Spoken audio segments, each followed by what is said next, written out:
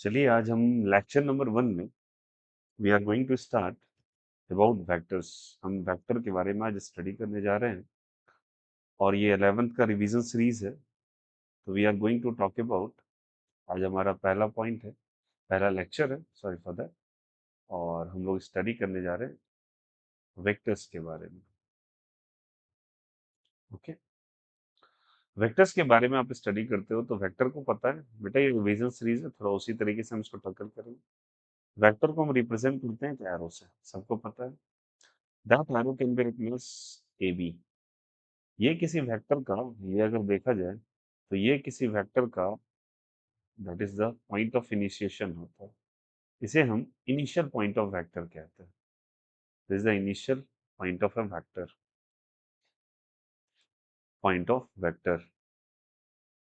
और this is the final not, this is the direction of the vector. ये किसी vector का क्या होता है? डायरेक्शन होता है। सभी को पता है वेक्टर क्वांटिटी। वेक्टर क्वांटिटी क्या है? Vector is a quantity that is basically, it's a physical quantity. Quantity में कह लो ये कौन सी क्वांटिटी है? Physical quantity. क्वांटिटी जिसके पास मैग्नीट्यूड होगा, डायरेक्शन होगा, और आगे चल के हम पढ़ेंगे कि उसके पास ट्राइंगल लॉ ऑफ एडिशन भी होता है। ट्राइंगल लॉ ऑफ एडिशन भी हो, ट्राइंगल लॉ ऑफ एडिशन भी हो। तो ये चीज, तीन क्वांटिटी उसके पास श्योरिटी से साथ होगी। मतलब उसके पास आप कह लो तो मैग्नीट्यूड है, उसके पास डायरेक्शन है, और उसके पास ट्राइंगल लॉ ऑफ एडिशन है। ये क्या है? Magnet direction, triangle of addition क्या होता है? मैग्नीट्यूड क्या होता है? डायरेक्शन क्या होता है? डायरेक्शन क्या है? मैग्नीट्यूड क्या है? ट्रायंगल लॉ क्या है? हम आगे जाके समझेंगे। फिलहाल हम लोग बेसिक्स पे आते हैं कि वेक्टर होता क्या है। तो बच्चे, हम वेक्टर को रिप्रेजेंट कैसे करते हैं? This is the representation of a vector. This is the representation of a vector. Vector का रिप्रेजेंटेशन। और इसको हम रिप्रेजेंट कैसे करते हैं? इसे हम लोग रिप्रेजेंट करते हैं, वेक्टर के रिप्रेजेंटेशन को हम लोग रिप्रेजेंट करते हैं। इसको मान के चलिए शुरू हुआ ए से और अंत कहाँ पे हुआ? बी पे। तो पहले आप लिखोगे ए और फिर लिखोगे बी और वेक्टर का सिंबल दे दो। That is called as a A B vector. इसे हम बोलेंगे ए बी वेक्टर। ठीक है, ओके। अगर मुझे इसका मैग्नीट्यूड बताना है, क्या बताना है इसका? मैग्नीट्यूड। तो मैग्नीट्यूड बेटा इसका रिप्रेजेंट करते हैं हम ए बी से, और वेक्टर सिंबल देके दोनों साइड सीधी लाइन खींच देंगे। That is called as a magnitude of a vector. इसको रिप्रेजेंट करने का तरीका, इसे हम लोग कहेंगे ए बी मॉड्यूलस। ये वेक्टर के मैग्नीट्यूड को रिप्रेजेंट करने का तरीका है। मैंने कहा ना, हर वेक्टर के पास मैग्नीट्यूड होता है, तो उसके मैग्नीट्यूड को रिप्रेजेंट करने का ये तरीका है। और भी एक तरीका होता है इसके अलावा। आप चाहो तो केवल और केवल आप ए बी लिख दो, केवल और केवल ए बी लिख दो, या ए बी का मोड लगा के इस तरीके से लिख दो। ये दोनों तरीका है वेक्टर के मैग्नीट्यूड को रिप्रेजेंट करने का। This is the way to represent the magnitude of a vector. तो मैग्नीट्यूड को हम रिप्रेजेंट करते हैं भैया क्या चीज से? ए बी, और उसके बाद मॉडुलस साइन लगा देते हैं, या फिर केवल और केवल ए बी लिखेंगे। ओके। और उसी हाथ लगे हाथों अगर मुझे इसका डायरेक्शन रिप्रेजेंट करना हो, क्या रिप्रेजेंट करना है? डायरेक्शन। तो डायरेक्शन हम कैसे रिप्रेजेंट करते हैं? डायरेक्शन को रिप्रेजेंट करने का तरीका होता है भैया, सिंपल है। That is given by A B, क्या ऐसे करके ए बी लिख के ऊपर से एक छोटा टोपी लगा देते हैं। इसे हम दूसरे शब्दों में यूनिट वेक्टर भी कहते हैं। मैंने कहा किसी वेक्टर के मैग्नीट्यूड को रिप्रेजेंट करने का तरीका, किसी वेक्टर के मैग्नीट्यूड को रिप्रेजेंट करने का तरीका या तो ए बी वेक्टर लिख के मॉडुलस साइन लिख दो, या केवल ए बी लिखो। या दूसरा तरीका है कि अगर आपको वेक्टर का डायरेक्शन रिप्रेजेंट करना है, this is the magnitude, this is the direction, direction represent करना है, तो हमको इस तरीके से ए बी कैप लिखना पड़ेगा। इस ए बी कैप का इस नाम होता है, इस ए बी कैप का नाम है यूनिट वेक्टर। तो हर वेक्टर के पास magnitude as well as direction होता है। चलिए, दिस इज स्लाइड नंबर 1। आगे हम बढ़ेंगे। हम वेक्टर अभी लिखे थे A B vector, we have written A B vector. और ए बी वेक्टर का बच्चे मैग्नीट्यूड होता है। क्या होता है? मैग्नीट्यूड। मैग्नीट्यूड को हम ऐसे मॉडुलस सिंबल से रिप्रेजेंट करते हैं, और साथ ही साथ इस तरीके से इसको ए बी से भी रिप्रेजेंट कर सकते हैं। तो ये हमको दे देगा मैग्नीट्यूड, वही हम लोगों ने पढ़ा। और ये हमको दे देगा डायरेक्शन। क्या दे देगा बोलो? डायरेक्शन। इसको हम यूनिट वेक्टर कहते हैं। कौन सा वेक्टर कहते हैं? Unit vector. तो अगर मुझे किसी वेक्टर के वेक्टर को रिप्रेजेंट करना हो तो बच्चे उसके पास 2 चीज़ें होंगी। किसी वेक्टर को रिप्रेजेंट करना हो तो उसके पास 2 चीज़ें होंगी। तो उसके पास होगा मैग्नीट्यूड और साथ ही साथ उसके पास होगा डायरेक्शन। या फिर इसको ऐसे करके लिख सकते हो, AB का मैग्नीट्यूड और साथ ही साथ AB का डायरेक्शन। इसके पास मैग्नीट्यूड है, डायरेक्शन है, मैग्नीट्यूड है, डायरेक्शन है। मैग्नीट्यूड है, डायरेक्शन है, मैग्नीट्यूड है, डायरेक्शन है। This is the representation of a vector. This is the representation of a vector. और वेक्टर अच्छे से ध्यान रखिएगा। बट सिंपल सा थोड़ा सा चेंज करना है इसमें। अगर तुम ए बी वेक्टर डालते हो तो इसको लिखोगे A B dot A B cap, इसको क्रॉस मल्टीप्लाई कर दो। यहाँ ए बी वेक्टर है और इसको क्रॉस मल्टीप्लाई करोगे तो ए बी नीचे चला आएगा। तो here comes the value of A B cap. तो यहाँ पे इसको क्रॉस मल्टीप्लाई कर दिया तो तुम्हारे पास यूनिट वेक्टर आ गया। और यूनिट वेक्टर याद रखना ये तरीका है वेक्टर के डायरेक्शन को रिप्रेजेंट करने का। किसको रिप्रेजेंट करने का? डायरेक्शन को रिप्रेजेंट करने का। This is the way to represent the direction of a given vector. This is the way to represent the direction of a given vector. तो मैंने किसी वेक्टर के डायरेक्शन को रिप्रेजेंट किया। दैट इज ए बी क्या भाई, क्या हो जाएगा? A B is the way to represent the direction of a given vector. तो समझ में आ गया किसी वेक्टर को रिप्रेजेंट कैसे करते हैं। तो ये बड़ा इंपॉर्टेंट है पॉइंट। और ये वाला हो गया कि किसी वेक्टर के डायरेक्शन को कैसे रिप्रेजेंट किया जाता है। Good, is the concept is clear. चलो हम लोग आते हैं नेक्स्ट स्लाइड पर। ये सेकेंड वाला स्लाइड था pointing to the third slide. तो चलिए, जैसे मुझे लिखना है बी वेक्टर, मुझे लिखना है बी वेक्टर। तो अगर मुझे बच्चे लिखने हैं बी वेक्टर, मुझे लिखना है बी वेक्टर, तो बी वेक्टर बराबर हम लिखेंगे बी का मैग्नीट्यूड, बी का डायरेक्शन। ओके। मुझे लिखना है सी वेक्टर, मैं लिखूंगा सी का मैग्नीट्यूड, सी का डायरेक्शन। मुझे लिखना है ओपी वेक्टर, मैं लिखूंगा ओपी का मैग्नीट्यूड, ओपी का डायरेक्शन। कोई बच्चा चाहे तो इसको लिख सकता है केवल और केवल बी और बी का डायरेक्शन। कोई चाहे तो इसको लिख सकता है सी, सी का डायरेक्शन। और कोई चाहे तो लिख सकता है इसे ओपी और ओपी का डायरेक्शन। उम्मीद कर रहा हूँ ये सबको समझ में आया होगा। ठीक है। अब चलिए हम बात कर लेते हैं इसी के नीचे, बहुत सिंपल सा मैग्नीट्यूड एंड डायरेक्शन। अब हम बात कर लेते हैं इसके नीचे, that is the triangle law of addition. क्या होता है ट्राइंगल लॉ ऑफ एडिशन? भैया ये कहाँ से नाम आप ले आए? ये नाम आप कहाँ से ले आए? तो पहले स्लाइड में देखो बच्चों, हर एक मैग्नीट्यूड होता है वेक्टर के पास, हर एक वेक्टर के पास मैग्नीट्यूड होता है, डायरेक्शन होता है। मैग्नीट्यूड और डायरेक्शन का चर्चा तो हम लोगों ने कर लिया। तीसरा हमारे पास ट्रायंगल लॉ ऑफ एडिशन है। ट्रायंगल लॉ ऑफ क्या है? एडिशन। उसी के बारे में डिस्कशन करने जा रहे हैं। चलिए समझते हैं इसको। ट्रायंगल लॉ ऑफ एडिशन क्या होता है? तो ट्रायंगल ऑफ एडिशन क्या होता है कि अगर किसी वेक्टर को दो वेक्टर किसी ट्रायंगल के अंदर, late us suppose here is a triangle, triangle draw कर रहा हूँ। अगर आपने एक वेक्टर बनाया ए वेक्टर, ओके, दूसरा वेक्टर तुमने बना दिया बच्चा इस तरीके से बी वेक्टर। ओ बढ़िया है। ठीक है, देखो ए वेक्टर ऐसे, बी वेक्टर ऐसे। अब अगर मुझे एक ट्रायंगल क्रिएट करना है, मुझे क्या करना है? ट्रायंगल क्रिएट करना है। बहुत ध्यान से सुनिएगा। मुझे ट्रायंगल क्रिएट करना है तो मैं नीचे की तरफ लाइन लेके जाऊंगा, ऐसे नीचे लेके, देखो यहाँ से क्वेश्चन को डायरेक्शन देखना, नीचे लेके जाऊंगा, नीचे लेके जाऊंगा इसको, पॉइंट को नीचे लेके जाऊंगा। बट मैं ऐसे ना करके इसको अपोजिट ड्रॉ कर देता हूँ। कैसे ड्रॉ कर देता हूँ? Opposite. We are drawing it opposite direction में। तो ये ए वेक्टर था, ये बी वेक्टर था, बट सी को आपने अपोजिट डायरेक्शन में रिप्रेजेंट कर दिया। कौन से डायरेक्शन में रिप्रेजेंट कर दिया? अपोजिट में। तुम ऐसे गए, तुम ऊपर गए, बट तुम्हें नीचे आना चाहिए तो तुम ऊपर अपोजिट चले गए। तो ये तुम्हारा वेक्टर हो गया, ये वेक्टर ए हो गया, ये वेक्टर बी हो गया। ध्यान से सुनते रहना सबको। और ये वाला जो नया रेड कलर का कहा, इसको बच्चे हम लोग कहते हैं न्यू वेक्टर। इसे हम लोग रिजल्टेंट का भी नाम देते हैं। आगे चल के समझेंगे रिजल्टेंट क्या होता है, ये क्वेश्चन है हमारे लिए।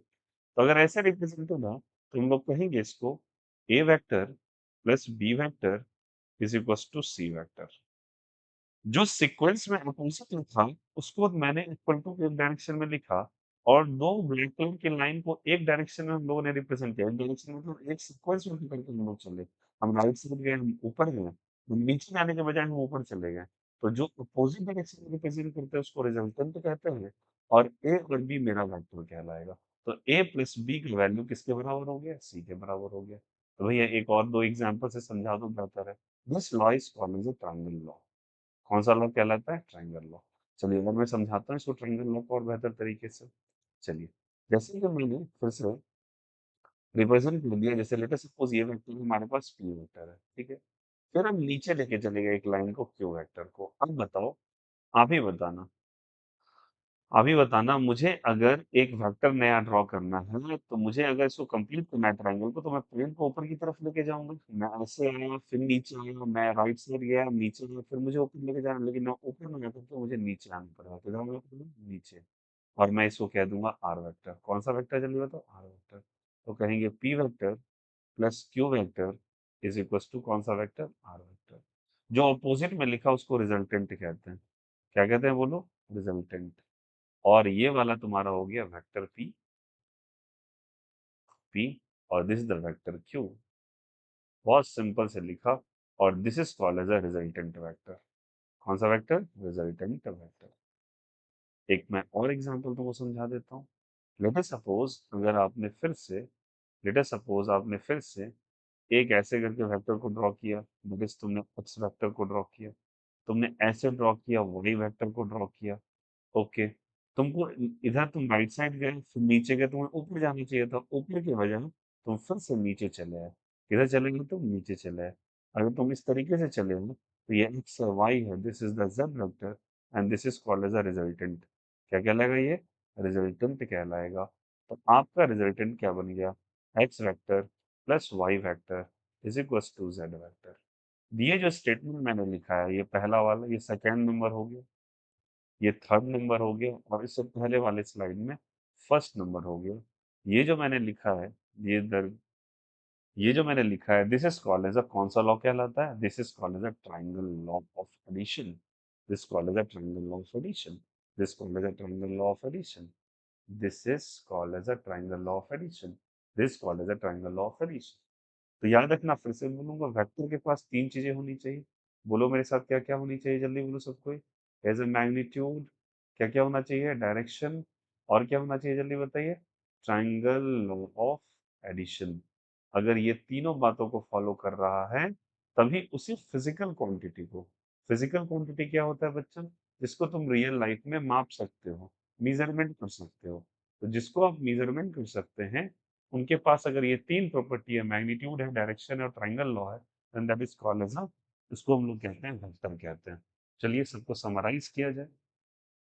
तो हम लोगों ने लिखा इस तरीके से, हम लोगों ने लिखा इस तरीके से कि अगर एक हमारे पास वेक्टर पी है, हमारे पास क्या है जल्दी बताओ? वेक्टर पी है, इज अ वेक्टर पी। और हमारे पास वेक्टर क्यू है। ओके, और ये वेक्टर बेटा आर है, ये आर है। तो हम लोग लिख सकते हैं, चलो हम रिप्रेजेंट करते हैं, हम पी वेक्टर को रिप्रेजेंट कर सकते हैं, पिछला जो अभी डिस्कस किया हम लोगों ने, पी से और पी कैप्स। ओके, ये मैग्नीट्यूड है और ये डायरेक्शन है। क्यू वेक्टर को हम रिप्रेजेंट कर सकते हैं उसी तरीके से, क्यू और क्यू कैप्स से। ओके, और आर वेक्टर को रिप्रेजेंट कर सकते हैं आर से और आर कैप से। फिर से बोलूंगा, ये वाला चीज मैग्नीट्यूड, ये डायरेक्शन, ये मैग्नीट्यूड, ये डायरेक्शन, और ये वाला रिजल्टेंट वेक्टर है। कौन सा वेक्टर है? रिजल्टेंट वेक्टर है। और यहाँ पे हम लिख सकते हैं p vector plus Q vector, इन दोनों का सीक्वेंस सेम था, इन दोनों का सीक्वेंस सेम था और इसका अपोजिट था, इज इक्वल्स टू कौन सा वेक्टर? R vector. तो मैग्नीट्यूड हो गया, देखो यहाँ पे हम लोगों ने क्या क्या डिस्कस कर लिया। We have discuss the magnitude, direction and triangle law of addition. This is the triangle law, ये ट्रायंगल लॉ रखने वाली है। तो आपके पास मैग्नीट्यूड भी हो गया, डायरेक्शन भी हो गया, और ट्रायंगल लॉ ऑफ एडिशन भी आ गया। मैग्नीट्यूड भी हो गया, डायरेक्शन भी हो गया, और ट्रायंगल लॉ ऑफ एडिशन भी आ गया।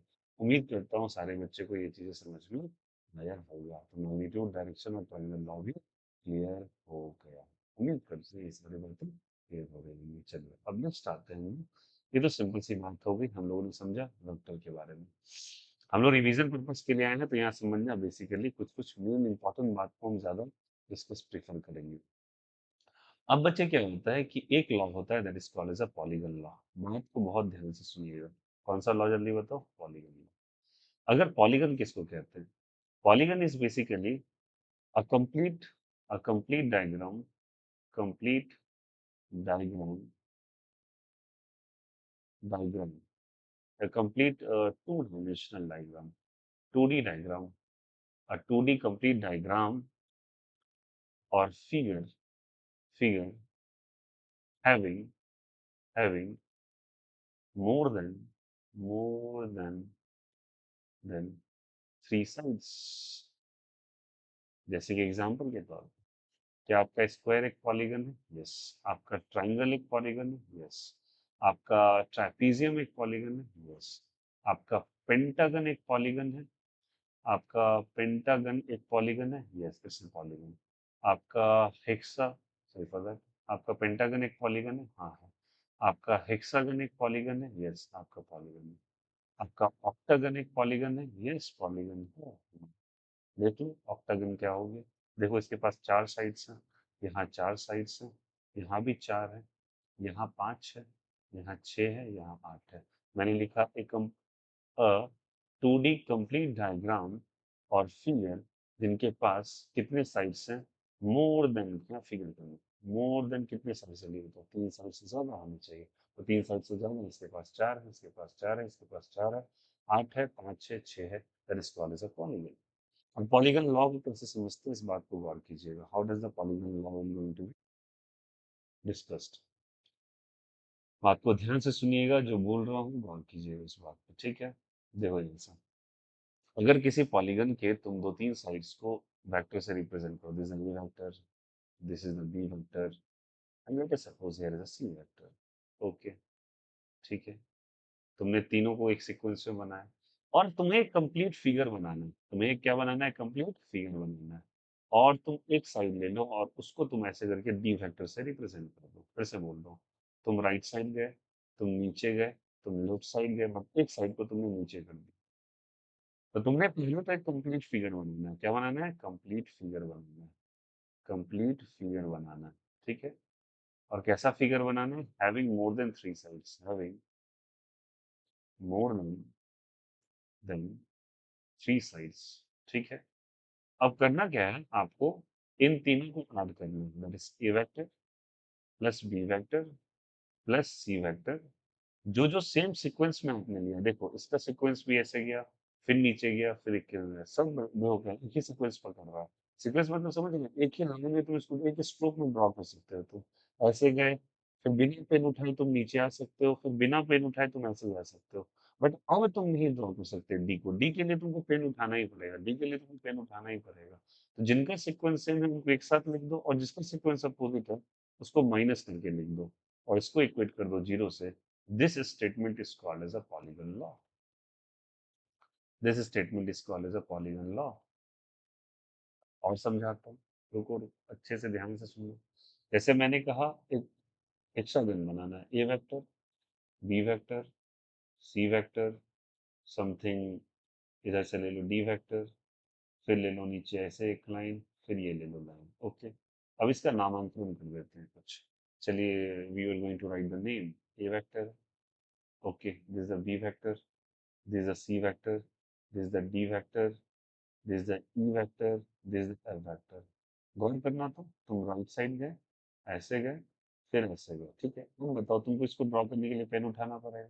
ये तीनों क्लॉकवाइज जाना चाह रहे हैं, ये तीनों कैसे जाना चाह रहे हैं, क्लॉकवाइज। क्या गौर कर सकते हो, ए बी और सी क्लॉकवाइज जा रहे हैं। ओके, उसके बाद एफ ई डी या D E F, D E और एफ एंटी क्लॉकवाइज जाना पसंद कर रहा है।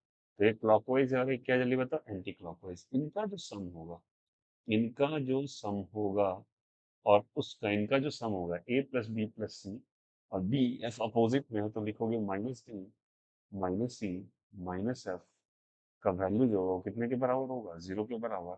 This law is called as a polygon law. कौन सा लॉ कहलाता है, जल्दी बताएं answer. This law is called as a polygon law. ये टाइमर मत बताना कि एक को अपोजिट करना नहीं, आप किसी भी स्लिप को अपोजिट कर सकते हो। और उसका स्टेटमेंट हमेशा याद रखिएगा, तीन को एक सीक्वेंस में रखा तो एक को अपोजिट सीक्वेंस में रखना पड़ेगा। और समझिए इस बारे में, जैसे कि मैंने कहा, जैसे कि मान के चलो, we have taken a face, let us suppose, मैंने एक मान के चलो मैं एक ऑक्टागन बना देता हूँ, hedge octagon. Okay, hedge octagon, सही है। इसको बेटा तुम ए वेक्टर से रिप्रेजेंट कर रहे हो, इसको बी से रिप्रेजेंट कर रहे हो, ये ए वेक्टर है, ये बी वेक्टर है। तुम मान के चलो इसको सी को ऐसे कर दिए तुम, फिर डी को तुम ऐसे कर दिए, फिर तुमने ई को भी ऐसे कर दिया, ठीक है, E vector. But F vector को तुम ऐसे कर दिए, सही है। फिर जी वेक्टर को तुमने ऐसे कर दिया, एच वेक्टर को तुमने ऐसे कर दिया। अब देखो कौन सा क्लॉकवाइज है, कौन सा एंटी क्लॉकवाइज है। पकड़िएगा इसको, बहुत इंपॉर्टेंट है, क्लॉकवाइज है। बेटा कहने से ये वेक्टर इज गोइंग क्लॉकवाइज, देखो इधर जा रहा है, फिर ये नीचे जा रहा है, तो ये कौन सा हो गया, क्लॉकवाइज। अच्छा ये ऊपर जा रहा है तो ये एंटी क्लॉकवाइज, तो ए सी डब्ल्यू को फॉलो कर रहा है।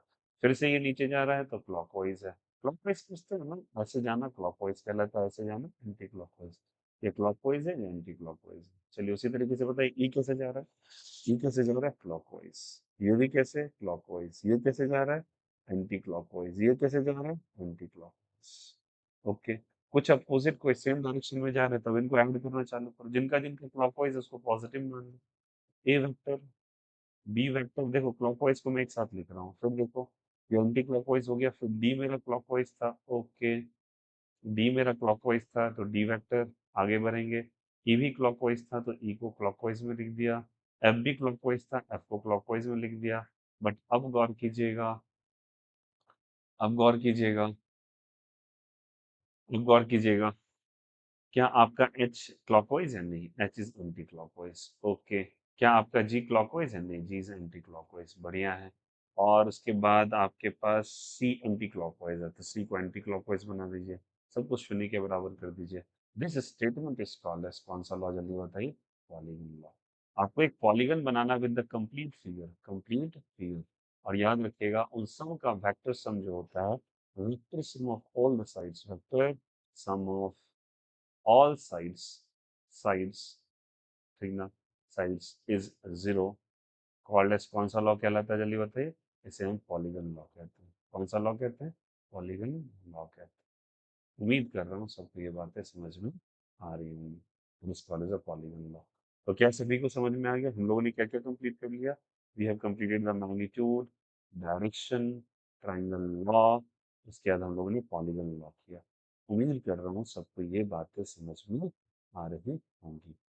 कोई दिक्कत यहाँ से, चलो अब आते हैं बिना टाइम गवाए, हम लोग डेरिवेशन नहीं करेंगे बेटा, हम लोग we are going to punch the result, ठीक है। हम लोग बात करते हैं दिस बेसिकली कॉलेज, हाँ, रिजल्टेंट हम कैसे निकालते हैं, क्या निकालेंगे जल्दी बताओ, रिजल्टेंट। मेरी बात को ध्यान से सुनिएगा, रिजल्टेंट। तो हम लोग को रिजल्टेंट निकालना है। रिजल्टेंट मैंने कहा था आर वेक्टर है। अब देखो आर वेक्टर जैसे मैं बोलता हूँ तो उसके पास मैग्नीट्यूड भी होगा और साथ ही साथ उसके पास डायरेक्शन भी होगा। तो मुझे इसके बारे में बात करना है तो उसके पास मैग्नीट्यूड भी है और उसके पास क्या है, जल्दी बताओ, डायरेक्शन भी है। हमको मैग्नीट्यूड और डायरेक्शन पता करना है। मेरी बात को ध्यान से सुनिएगा, बहुत इंपॉर्टेंट, बहुत इजी। इजी भी है, अगर सुनिए तो बहुत अच्छे से समझ में आएगा। तो पहले आपको समझना पड़ेगा, इसको समझने से पहले एक छोटा सा topic, that is angle between the vectors. Angle between vector, vector. मैंने कहा था वेक्टर को रिप्रेजेंट करते हैं हम इस तरीके से, ओके, ठीक है। मैंने कुछ कहा था, इन्हें कह दिया था मैंने, the first point was called as a initial point, this is called as a final point. ये रिप्रेजेंट कर रहा है क्या चीज को, this is representing the direction, ये डायरेक्शन को रिप्रेजेंट कर रहा है। ये पॉइंट ऑफ इनिशिएशन को रिप्रेजेंट कर रहा है। बढ़िया है, सुंदर है। ये इनिशियल पॉइंट है, ये फाइनल पॉइंट है, okay. Initial and final point को रिप्रेजेंट कर रहा है। तो बच्चे ये जो हो गया इनिशियल पॉइंट और फाइनल पॉइंट, इसे हम लोग एक और चीज भी कहते हैं, इसे हम लोग टेल कहते हैं। क्या कहते हैं इसको, टेल। और इस वाले को हम लोग कहते हैं हेड, ओके। अब एंगल बिटवीन द वेक्टर्स हम कैसे रिप्रेजेंट करते हैं, तो यहाँ से लेटर सपोज अगर आपने दो वेक्टर बनाया, एक वेक्टर को कहा ए वेक्टर, एक को कहा बी वेक्टर। फिर से कहा तुमने, एक वेक्टर को इस तरीके से रिप्रेजेंट कर दिया, एक को कहा पी वेक्टर, एक को कहा क्यू वेक्टर। अच्छे से सुनना, एक को कहा तुमने पी वेक्टर, सही बात है, और एक को कह दिया तुमने क्यू वेक्टर। बढ़िया है। देखिए मैंने तीन फिगर्स बनाए यहाँ पर। अब तीनों फिगर में मुझे एंगल कंसिडरेशन करना है। क्या कंसिडर करना है, एंगल। ये ए वेक्टर था, ये बी वेक्टर था। ए और बी का यहाँ पर टेल मिल रहा था, देखो ए का भी पूछ यहीं पर है। टेल कहते हैं इस चीज को, टेल इसको कहते हैं, हेड इसको कहते हैं। इसको हम लोग हेड कहते हैं, इसको टेल कहते हैं। दोनों का टेल मिल रहा था, तो टेल और टेल मिल रहा था यहाँ पर। तो इन दोनों के बीच का जो एंगल बन रहा है, that is considered to be the angle between the vectors. यहाँ पे एक का हेड आ रहा है और दूसरे का भी हेड आ रहा है, दोनों के बीच का जो एंगल बन रहा है, that is called as the angle between the vectors. यहीं पे एक का हेड आ रहा है लेकिन एक का तो टेल आ रहा है। याद रखना, तब हम एंगल नहीं लेते, तब हम क्या करते हैं, इस लाइन को आगे ऐसे ड्रिफ्ट करते हैं, आगे की तरफ ऐसे ड्रॉ करेंगे, और ड्रॉ करके यहाँ पे हम ये बाहर वाला एंगल लेंगे। कौन सा वाला एंगल लेंगे? बाहर वाला। ध्यान देना प्लीज, जब यहाँ पे दोनों का हेड कोइंसाइड कर रहा था तब हम एंगल कंसीडर करेंगे, दोनों का टेल कोइंसाइड कर रहा है तब भी एंगल कंसीडर करेंगे। तो अगर एक का हेड हो जाए, एक का क्या हो जाए, हेड, और दूसरे का टेल हो जाए, हेड और टेल हो जाए, तो यही इंपॉर्टेंट चीज हो जाता है कि इस केस में आप एक्सटीरियर एंगल को लोगे। कौन सा एंगल को लोगे? एक्सटीरियर एंगल को। और ये बेहद इंपॉर्टेंट पॉइंट, स्टार कर देता हूँ इस पे अलग से। हेड और टेल अगर मिला तो बाहर वाला एंगल को लेंगे, एक्सटीरियर एंगल को लेंगे हम, एक्सटीरियर। नहीं तो हमेशा इंटीरियर एंगल को लिया जाता है, अंदर वाले को। तो यहाँ भी हम लोगों ने इंटीरियर, अंदर एंगल को लिया है, अंदर वाले। यहाँ भी क्या लिया हम लोगों ने? इंटीरियर को। ठीक है, इंटीरियर को हम लोगों ने लिया है, इंटीरियर एंगल को लिया है। ओके, और यहाँ किसको लिया है? एक्सटीरियर को। तो एक का, दोनों का टेल कोइंसाइड कर गया तब भी अंदर वाले को, दोनों का हेड कोइंसाइड कर गया तब भी अंदर वाले को, इंटीरियर इंटीरियर। और लेकिन एक का हेड एक का टेल, अगर एक का हेड है और एक का टेल है, पी का देखो हेड आ रहा है और क्यू का टेल आ रहा है, तो इसको एक्सटीरियर एंगल को लेंगे। कौन से एंगल को लेंगे? एक्सटीरियर एंगल को। This is called as angle between the vector, angle between the vector कहलाता है ये। ठीक है, एंगल बिटवीन द वेक्टर्स है।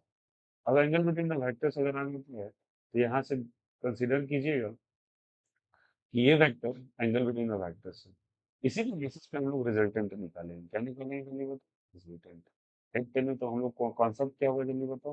हेड हेड, हेड हेड हुआ तो इंटीरियर है, हेड टेल हुआ, हेड टेल हुआ तो एक्सटीरियर है, और टेल टेल हुआ तब भी इंटीरियर है, पीछे बना हुआ। चलो, इसी का रिजल्टेंट हम लोग निकालने वाले हैं। चलो समझते हैं। अगर हमारे पास दो वेक्टर्स हैं, एक वेक्टर का नाम है ए वेक्टर और एक वेक्टर का नाम है बी वेक्टर। ओके, और मैंने तीसरा एक वेक्टर बना लिया। We have taken the third vector, let us suppose the third vector, this vector is called as a resultant vector. Okay, अगर ये रिजल्टेंट है और इसका बाहर का कोई एंगल हम लोगों ने ऐसे कंसीडर कर लिया, this angle is theta, this is exterior angle. कौन सा एंगल कहलाता है बोलो? एक्सटीरियर एंगल कहलाता है। और अगर ये एक्सटीरियर एंगल कहलाएगा तो याद रखना, ए और बी का ये एक्सटीरियर एंगल है। क्यों एक्सटीरियर लिया? क्योंकि ए का हेड है, उसे लिख लो, ए का हेड है और इसका हेड है, जबकि बी का तो टेल है। और हेड और टेल में जो एंगल बनता है वो एक्सटीरियर एंगल बनता है। That angle is the exterior angle. और इसको हम लोग कहते हैं, इसे हम लोग कहते हैं एंगल बिटवीन द फैक्टर्स। अभी कहा मैंने, हेड और टेल लेते हैं तो एक्सटीरियर एंगल को लिया जाता है। तो इस रिजल्टेंट का दो चीज निकालना है आपको, याद रखना। ऑलवेज रिजल्टेंट का दो चीज होगा, दैट इज द मैग्नीट्यूड और इसका डायरेक्शन। मैग्नीट्यूड इसको कहते हैं, केवल और केवल सिंबल लिखना, और डायरेक्शन ये है। मैग्नीट्यूड का फॉर्मूला होता है भैया, and that formula comes to be, magnitude को ऐसे भी रिप्रेजेंट कर सकते हैं। फॉर्मूला होता है इसका सिंबल सा, that formula comes to be a square plus b square plus twice of A b cos of theta. A plus b का होल स्क्वायर सब जानते हैं, बस उसका ए प्लस बी का होल स्क्वायर कर लो, that is a square B square two a b, और अंत में लगा दो कॉस थीटा। याद रखने का एक तरीका बताया मैंने, a square B square two a B क्या चीज? Cos theta. A square B square two a b cos theta. अब मैंने कहा मैग्नीट्यूड भी होता है और डायरेक्शन भी होता है। अब गौर से एकदम कान खोल के सुनना, डायरेक्शन किसको कहते हैं? डायरेक्शन का मतलब स्टैटिक में मैं बताया था, डायरेक्शन निकालते कैसे, ये बहुत इंपॉर्टेंट है। देखो, आर और ए का, आर और ए का, आर और ए का, बेटा दोनों को टेन कोइंसाइड कर रहा है, तो ये जो एंगल है that angle is alpha. R और ए का टेन कोइंसाइड कर रहा है, ये एंगल अल्फा है। आर और बी का हेड कोइंसाइड कर रहा है तो ये एंगल है बीटा। उसे बोल रहा हूँ, आर और ए का टेल कोइंसाइड कर रहा है, अल्फा है। और आर और बी का हेड कोइंसाइड कर रहा है, दोनों का सर मिल रहा है, तो इसको कहेंगे बीटा। और ये अल्फा बीटा जो आपको नजर आ रहा है, ये अल्फा बीटा को ही डायरेक्शन कहा जाता है। सुन लो, वहां तुमने केवल और केवल डायरेक्शन का थ्योरेटिकल मीनिंग जाना, यहाँ पे तुम्हें उसका मैथमेटिकल मीनिंग पता चल रहा है, मतलब तुम्हें कैलकुलेशन करना पड़ेगा अल्फा और बीटा को। तो ये तुम्हारे लिए अल्फा और ये क्या जल्दी बताओ? बीटा। अब तुम लोग को इस अल्फा और बीटा का फॉर्मूला बताता हूँ, इसके फॉर्मूला को कैसे ध्यान में रखना है। चलिए अल्फा और बीटा का फॉर्मूला बताते हैं। चलिए समझते हैं, पहले अल्फा बीटा सबको दिख रहा है क्या? चलो, अल्फा और बीटा का हम लोग फॉर्मूला डिजाइन करते हैं, क्या होता है। तो चलिए आइए फिर से एक मैं फोटो बना लेता हूँ, तो फिर अल्फा बीटा हम लोग मिलेंगे। चलिए देखिए इसे, फिर से ये मेरे पास ए वेक्टर था, बढ़िया है। ये मेरे पास कौन सा वेक्टर था? बी वेक्टर था, सुंदर। और ये वाला वेक्टर मेरे पास कौन सा वेक्टर था, आर वेक्टर था। ओके, चलिए अब मुझे इसका मैग्नीट्यूड एंड डायरेक्शन निकालना है। ये वाला अल्फा था, ये वाला बीटा था। चलिए एक बार मेरे साथ रेकल कर देंगे। रिजल्टेंट का फॉर्मूला तो under root of a square B square twice of A b cos of theta. बढ़िया है क्या, a square B square two a b cos theta. अच्छा है। और सुनना मेरी बात को, अगर मुझे tan अल्फा निकालना है, क्या निकालना है, tan अल्फा, और ए और बी के बीच का एक्सटीरियर एंगल हम लोगों ने थीटा लिया, मुझे tan अल्फा निकालना है। सारे बच्चे ध्यान से, सारे बच्चे ध्यान से। अल्फा के सामने वाला साइड कौन सा है, ये बी साइड है। अल्फा के सामने कौन सा साइड है, बी साइड है। अल्फा के सामने बी साइड है, तो अल्फा के सामने बी साइड जब होता है tan अल्फा की वैल्यू बी से शुरू करेंगे, लिखेंगे बी साइन थीटा। बी से शुरू करेंगे, यहाँ से अल्फा के सामने वाले साइड को पकड़ो, बी साइन थीटा, और नीचे लिख देंगे बी कॉस थीटा। क्या लिख देंगे, बी से शुरू करेंगे, ऊपर बी साइन थीटा, नीचे बी कॉस थीटा, और इसमें लास्ट नाइन्थ में जोड़ देंगे ए। मेरे लिए फॉर्मूला डिजाइन हो गया tan अल्फा का। मैंने बोला अल्फा और बीटा डायरेक्शन होता है, तो अल्फा को निकालने का तरीका tan अल्फा के सामने वाला साइड, सामने वाला साइड होता है बी, अल्फा के सामने वाला साइड है बी, तो B sine theta by B cos theta plus A. Okay, मुझे tan बीटा निकालना है। क्या निकालना है, tan बीटा। तो tan बीटा निकालने के लिए आपको क्या देखना पड़ेगा, tan बीटा निकालने के लिए आपको देखना पड़ेगा बीटा के सामने वाला साइड। बीटा के सामने वाला साइड है बेटा ए, बीटा के सामने जो साइड है वो है ए। अगर ए है तो ए से शुरू करोगे, बोलोगे ए साइन थीटा, बाय बोलोगे ए कॉस थीटा, प्लस बोल दोगे बी। ए साइन थीटा, ए कॉस थीटा प्लस बी, ए साइन थीटा, ए कॉस थीटा प्लस बी। ये निकल गया आपका tan अल्फा, और ये निकल गया tan बीटा। tan अल्फा और tan क्या निकल गया, जल्दी बताओ, बीटा। tan अल्फा भी आ गया हमारे पास, tan बीटा भी आ गया। तो tan अल्फा भी क्लियर है मेरा, tan बीटा भी क्लियर है। उम्मीद करता हूँ ये सबको समझ में आ रहा होगा। चलिए देखिए और चीज देखिए answer. This vector is called as a, ये वेक्टर अगर लेटर सपोज मैंने कहा, ऐसे करके later suppose here is a P vector. कौन सा वेक्टर, पी वेक्टर। अभी समझाता हूँ, टेंशन मत लो, क्यू वेक्टर। ओके, और यहाँ पे मैंने बना दिया रिजल्टेंट। क्या बना दिया, बोलो, resultant. Okay, is a resultant vector R. ठीक है, इन दोनों का सीक्वेंस सेम था, ये अपोजिट था। तो रिजल्टेंट की फॉर्मूला, पहले पी और क्यू के बीच में एंगल देखो। पी का हेड, क्यू का टेल। पी का हेड, क्यू का टेल, और इसका एंगल कौन सा लेंगे, जल्दी बताओ, एक्सटीरियर या इंटीरियर, एक्सटीरियर। तो आर वेक्टर का फॉर्मूला क्या हो जाएगा, इन दोनों को जल्दी बोलो सबको। क्या लिखेंगे, बोलो यहाँ से, पी स्क्वायर क्यू स्क्वायर, अभी सिखाया था, twice of P Q cos of theta. P square Q square two P Q cos theta. Okay, तो चलिए हमको बात करना है, ये एंगल था अल्फा और ये एंगल था बीटा। ये एंगल अल्फा और ये एंगल बीटा। चलिए tan अल्फा का वैल्यू बोलिए। tan अल्फा, अल्फा के सामने वाला साइड, अल्फा के सामने क्यू साइड है, तो क्यू से स्टार्ट करेंगे, लिखेंगे क्यू साइन थीटा, बाय लिखेंगे क्यू कॉस थीटा, प्लस क्या लिखेंगे, Q cos sine theta, Q cos theta, बच क्या गया पी, तो जोड़ दो पी को। ओके, अगर मुझे tan बीटा पता करना है, क्या पता करना है, tan बीटा। बीटा के सामने वाला साइड, बीटा के सामने कौन नजर आ रहा है, पी, तो पी से शुरू करो, तो फॉर्मूला हो जाएगा P sign theta by P cos theta, और प्लस क्या लिख देंगे क्यू। ओके, फिर से देखना, tan अल्फा का फॉर्मूला हो गया Q sine theta by Q cos theta plus P, और tan बीटा का फॉर्मूला हो गया P sign theta by P cos theta plus q. क्या सभी को ये बातें क्लियर हो रही है क्या, कोई दिक्कत यहाँ से। तो अल्फा बीटा मेरा ये डायरेक्शन है, क्या है जल्दी बताओ, डायरेक्शन है। ओके, और ये क्या है मेरे लिए, मैग्नीट्यूड है। क्या है बोलो, मैग्नीट्यूड। तो मैग्नीट्यूड और डायरेक्शन और लगा लिए, ट्रायंगल लगा दिया हम लोगों ने। पी प्लस क्यू बराबर किसके होगा, आर के, तो ट्रायंगल लॉ भी लग गया। तो चलो मेरा सब कुछ फॉलो हो रहा है यहाँ पे। उम्मीद कर रहा हूँ काफी आसानी से ये चीजें समझ में आ रही है। ठीक है, आइए कुछ स्टैंडर्ड रिजल्ट्स के बारे में बात करते हैं। ध्यान से सुनते चलना, कुछ स्टैंडर्ड रिजल्ट्स के बारे में बात करते हैं। हमारे पास रिजल्टेंट का जो फॉर्मूला है, रिजल्टेंट का जो फॉर्मूला है हमारे पास, रिजल्टेंट का जो फॉर्मूला है, वो बच्चा है इन द रूट ऑफ, बोलो मेरे साथ, इन द रूट ऑफ मेरे पास आया P square Q square, magnitude जो है वो क्या है जल्दी बताओ, two P Q cos theta. ठीक है, अब मान के चलो theta is the angle between the vectors. मैंने माना पी वेक्टर इसको, और मैंने माना क्यू वेक्टर इसको। ठीक है, तो पी और क्यू को मैंने परपेंडिकुलर मान लिया, कितना मान लिया, थीटा इज इक्वल टू कितने डिग्री पे, 90 डिग्री पे मान लिया। तो मैं पूछता हूँ इसका रिजल्ट क्या होगा, तो लिखोगे आर बराबर, ये मैग्नीट्यूड निकाल रहे हैं हम, आर बराबर in the root of, that is a P square Q square twice of P Q cos of 90 degree. Cos कितना डिग्री? 90। कॉस 90 का जो वैल्यू होता है वो शून्य के बराबर, जीरो के बराबर, तो आर का वैल्यू कितने के बराबर हो जाएगा? P square plus Q square. आ गया यहाँ से। कॉस 90 का वैल्यू कितने के बराबर? जीरो, तो P square plus Q square. Okay. अगर मैं मान लेता हूँ कि पी और क्यू पैरेलल है एक दूसरे के, P and Q are parallel to each other, तो थीटा का वैल्यू जो हो जाएगा वो 0 डिग्री के बराबर, कितने के बराबर? 0। तो रिजल्टेंट का फॉर्मूला हो जाएगा अंडर रूट ऑफ, चलो बताना यहाँ से, P square Q square twice of P Q cos of 0 degree. Cos of कितना डिग्री? 0। अगर पैरेलल वेक्टर्स होते हैं तो उनके बीच का एंगल 0 डिग्री होगा। बताओ पैरेलल होंगे तो कोई एंगल बनेगा क्या? नहीं, 0 होगा। अगर परपेंडिकुलर होता है, परपेंडिकुलर होता है तो उनके बीच का एंगल कितने का होगा? जल्दी बताओ यहाँ से। परपेंडिकुलर होता है तो बीच का एंगल कितने का होगा? 90 डिग्री। तो रिजल्टेंट का फॉर्मूला हो जाएगा आपका अंडर रूट ऑफ, सारे बच्चे बताना, that is p square Q square two P Q, cos zero का वैल्यू 1 के बराबर होता है, सो हो जाएगा 2 P q, p square Q square 2 P q. तो formula of resultant will be a square B square 2 ab, तो हो जाएगा पी प्लस क्यू का होल स्क्वायर का रूट। रिजल्टेंट का फॉर्मूला हो जाएगा पी प्लस क्यू। क्या हो जाएगा बोलो? P plus Q. जबकि यहाँ पर रिजल्टेंट का वैल्यू आया तुम्हारा root under P square plus Q square.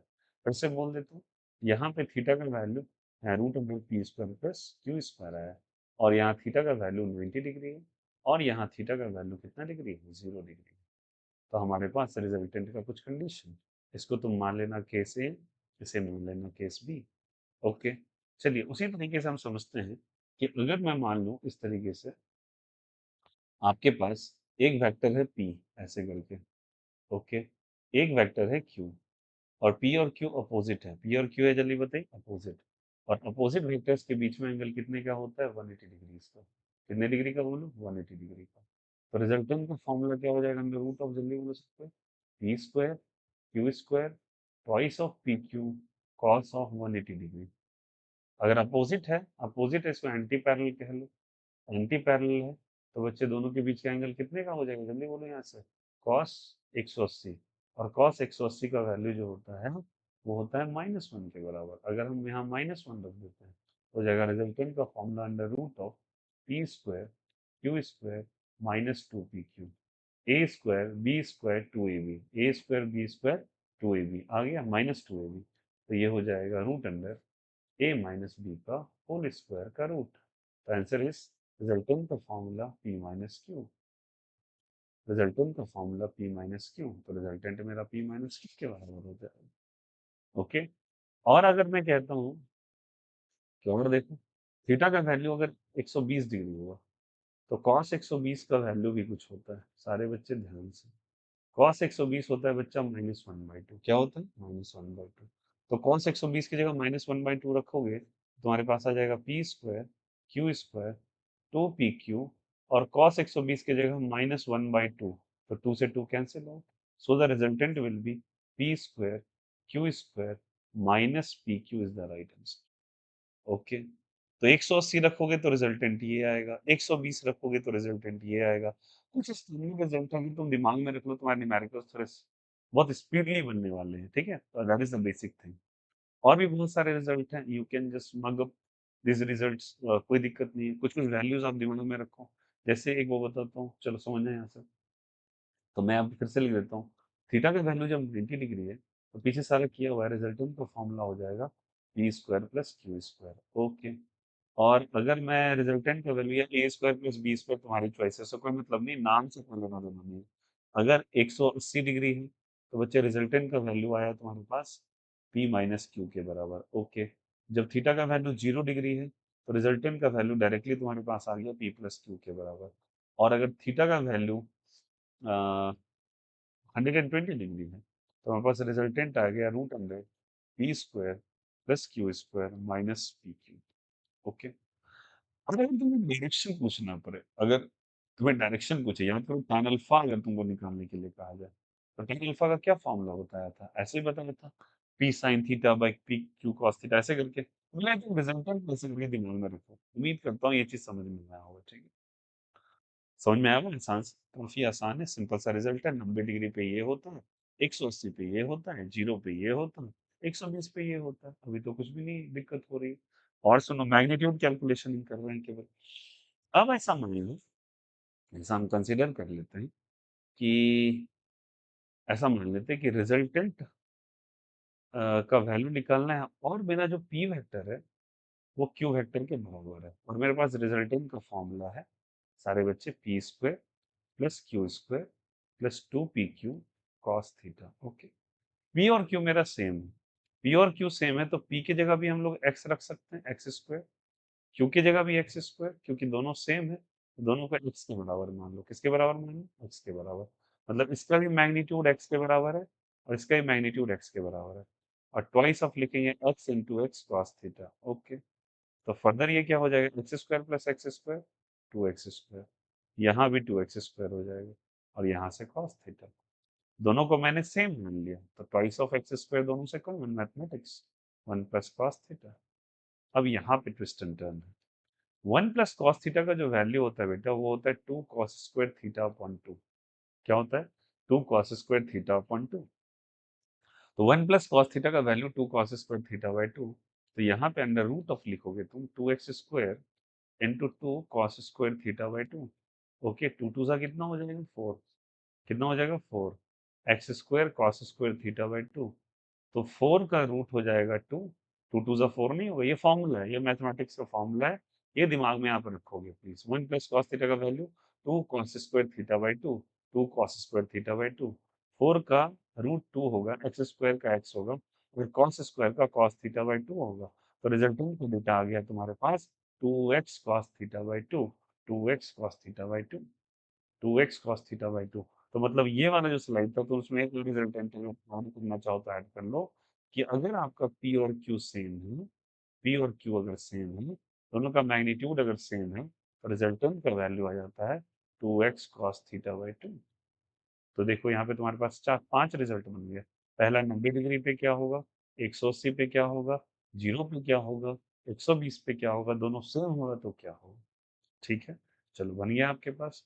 चलिए फिर से हम लोग आते हैं कि अगर हम मान लेते हैं कि लेटर सपोज कंसिडर करते हैं हम लोग यहाँ पे कि अगर हम लोग कंसिडर करते हैं कि दोनों का सेम था वैल्यू, अगर हम मान लेते हैं पी क्यू सेम भी है, ओके बढ़िया है, और दोनों का वैल्यू एक्स के बराबर है, एक्स वन के बराबर है, एक्स कितने बराबर है? 1 के बराबर। तो रिजल्टेंट का फॉर्मूला हो जाता है अंडर रूट ऑफ, जल्दी बोलो सबको ही, सबको पता है, पी स्क्वायर, रिवीजन पर्पज के लिए Q square, twice of P Q cos theta.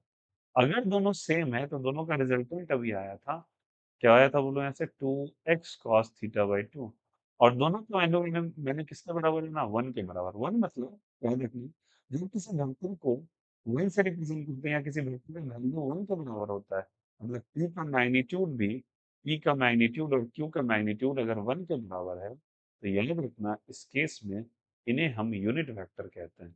कौन सा वेक्टर कहते हैं? Unit vector. और अगर वेक्टर यूनिट वेक्टर है तो याद रखिएगा रिजल्टेंट का वैल्यू 2 इंटू, इसकी जगह आप लिख दोगे 1 cos थीटा बाई 2, क्योंकि दोनों 1 के बराबर है तो रिजल्टेंट का वैल्यू हो गया 2 cos theta by 2। Very very important result, ध्यान रखिएगा।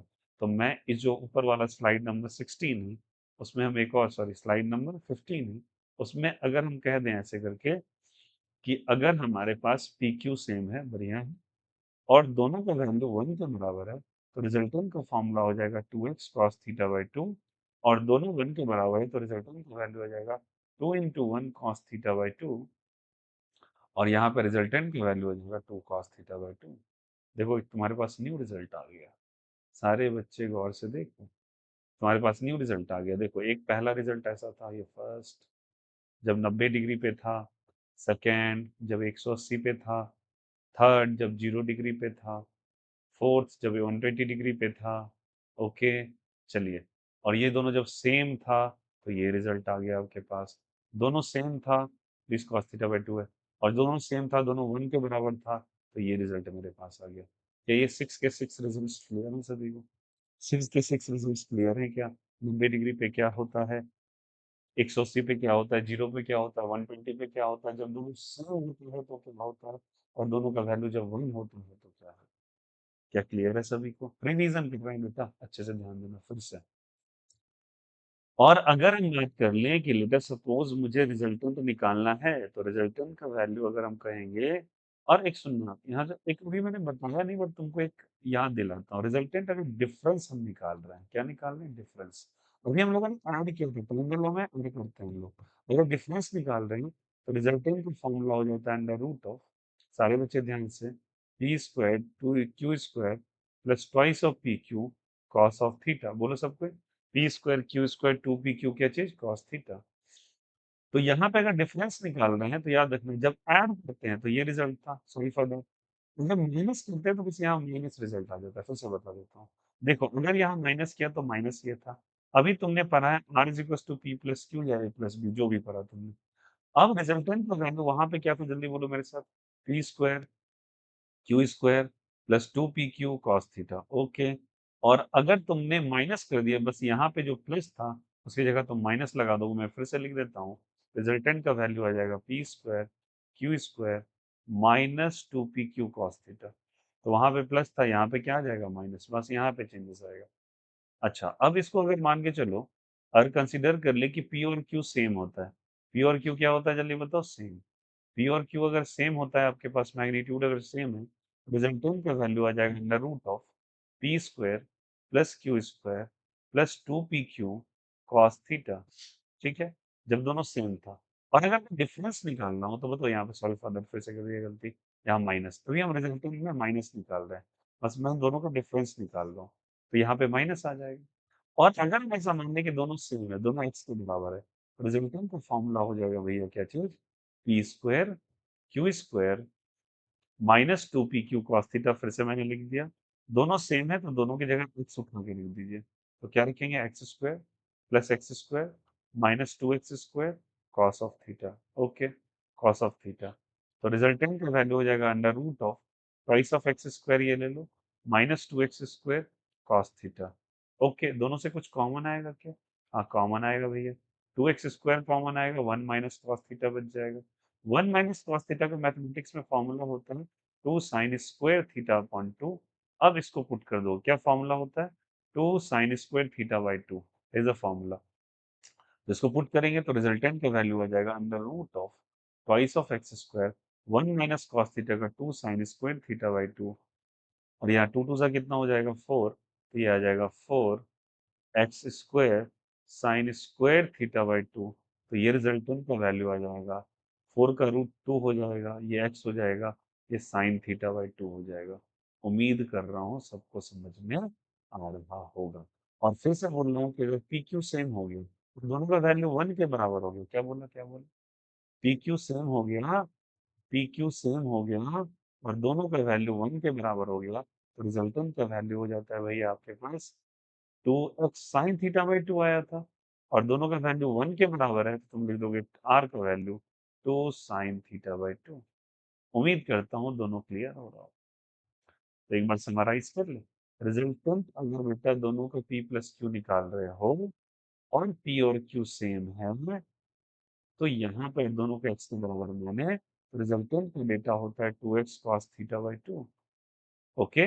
और दोनों अगर इनकेस एक्स का वैल्यू वन मान लिए तो आर का वैल्यू भी सी बात है, एक्स का जगह वन रखो, तो two cos theta by two हो जाएगा। आराम से आ गया। ओके। और अगर मैं मान लेता हूँ कि आर का वैल्यू अगर पी माइनस क्यू के बराबर है, ठीक है, और पी और क्यू सेम है, दोनों का वैल्यू एक्स के बराबर है, तो यहाँ पे रिजल्टेंट का वैल्यू हो जाता है two sine theta by two, two x sine theta by two, sorry for that, two x sine theta by two. और एक्स की जगह अगर तुमने वन लिख दिया तो रिजल्टेंट का value two X two sine theta by two होगा। और ये क्वेश्चन बहुत ज्यादा पूछे गए हैं आपको, ये सेम वाले बहुत ज्यादा याद रखिएगा। ये दोनों स्टैंडर्ड रिजल्ट है, याद रखिएगा। मैं फिर से इसको हाईलाइट कर देता हूँ, कौन कौन सा। जब दोनों को ऐड करते हैं तो ये रिजल्ट आता है, दोनों को जब माइनस करते हैं, जब माइनस करते हैं तो ये रिजल्ट आता है, दोनों का वैल्यू जब सेम होता है तो ये रिजल्ट आता है, ये वाला ये वाला ये वाला, two cos theta by two. और दोनों का वैल्यू अगर सेम होता है और माइनस करें तो ये रिजल्ट होता है। आसानी से समझ में आ गया, बेहद आसानी से समझ में आ गया। कोई दिक्कत किसी को? कोई दिक्कत किसी को? तो क्या ये बातें सब कुछ समझ में आया नहीं आया? कोई दिक्कत यहाँ से? तो उम्मीद करता हूँ ये सभी को पॉलीगन लॉ, ट्रायंगल लॉ, ये सब कुछ क्लियर हो रहा होगा, रिजल्टेंट वगैरह सब कुछ क्लियर हो रहा है होगा। ओके, चलो आइए। तो उम्मीद करता हूँ रिजल्टेंट वाला क्लियर हो रहा होगा। क्या सभी को क्लियर है क्या? बोलो यार, जल्दी जल्दी जल्दी बोलो। बोलो क्लियर है यहाँ से। एक बार मैं तुमको पूरा का पूरा फ्रेश करके वापस से दिखा देता हूँ जो जो हम लोगों ने स्टार्टिंग से पढ़ा अभी। बोलो यार, सबको क्लियर है क्या? देखते चलें। पहला, second, third, fourth, fifth, six, seventh, eight, nine, 10, 11, 12 ऐसे करके बढ़ते जाएंगे हम लोग। और हम लोगों ने अभी रिजल्टेंट वाला लिखा है। तो फिर रिवीजन करा रहा हूँ मैं, फिर से बोलूंगा बेसिक्स पे नहीं लिखा बेटा, मैं रिवीजन करा रहा हूँ। रिवीजन में रिवीजन वाली ही बातें चलेंगी। तो थोड़ा सा क्लिक करना पड़ेगा आपको, मेरे साथ चलना पड़ेगा, बहुत हो जाएगा आपको, ठीक है। तो उम्मीद कर रहा हूँ ये ट्रायंगल लॉ क्लियर हो रहा होगा, पॉलीगन लॉ क्लियर हो गया, डायरेक्शन क्लियर हो गया, मैग्नीट्यूड क्लियर हो गया, ठीक है। हमारे पास रिजल्टेंट का फॉर्मूला भी आ गया। अब देखो, मैंने लिखा था डिफरेंस ऑफ द वेक्टर, तो रिजल्टेंट का फॉर्मूला क्या लिखा था? पी प्लस क्यू, ए प्लस बी भी ले लो। तो एक चीज सुनना, अगर तुम कोई वेक्टर पी बनाते हो, ठीक, और इसको तुम पलटी मार देते हो, उल्टा कर देते हो, तो इसको हम बोलेंगे माइनस पी। देखो ये राइट साइड जा रहा है, लेफ्ट साइड जा रहा है। तुमने क्यू बनाया, इसको तुमने उल्टा कर दिया, तुमने क्यू को उल्टा कर दिया, सॉरी फॉर दैट, ऐसे करके कर दिया उल्टा, तो इस क्यू को हम लोग बोलेंगे माइनस क्यू। तो बच्चे याद करना, जब कभी आप रिजल्टेंट बना रहे थे, याद करो, तुमने बनाया था पी, तुमने बनाया था क्यू, और तुमने ही बनाया था आर। बोलो हाँ या ना? ट्रायंगल की एडिशन से P बराबर R is equal to P plus Q बोले थे तुम लोग। बहुत ही बढ़िया, बहुत ही सुंदर। अब Q को मतलब उल्टी मारो, उल्टी मारो। तो Q को अगर उल्टा करोगे तो ये हो जाएगा माइनस क्यू, Q को उल्टा किया तो ये हो गया माइनस क्यू। क्या हो गया जल्दी? Minus Q. तो अब जो रिजल्टेंट आएगा नीचे वाले का, उसका वैल्यू हो जाता है बच्चे रिजल्टेंट बराबर P माइनस क्यू, जो अभी मैं तुमको सिखा रहा था, P माइनस क्यू। जब तुमने इसको उल्टा कर दिया, ये तो पी वेक्टर था ही आपका, क्योंकि तुमने उल्टा किया तो पी प्लस क्यू को, ये प्लस था, उल्टा किया तो माइनस क्यू। अब जो इसका रिजल्टेंट होगा वो पी माइनस क्यू होगा, और इसी का वैल्यू हो जाता है, अभी सिखाया तुमने, P square Q square plus की जगह minus two P Q cos theta. और इसका रिजल्टेंट था R is equal to root under P square Q square plus two P Q cos theta. उम्मीद कर रहा हूँ सबको समझ में आ रहा होगा। क्लियर है सभी को क्या? ये रिजल्टेंट वाला गेम क्लियर है सभी को? ठीक है। अच्छा आ जाओ, कुछ और रिजल्टेंट पे खेल लेते हैं। अब मैं डायरेक्शन थोड़ा सा अगर कैलकुलेट कर लूँ, क्या कर लूँ? डायरेक्शन।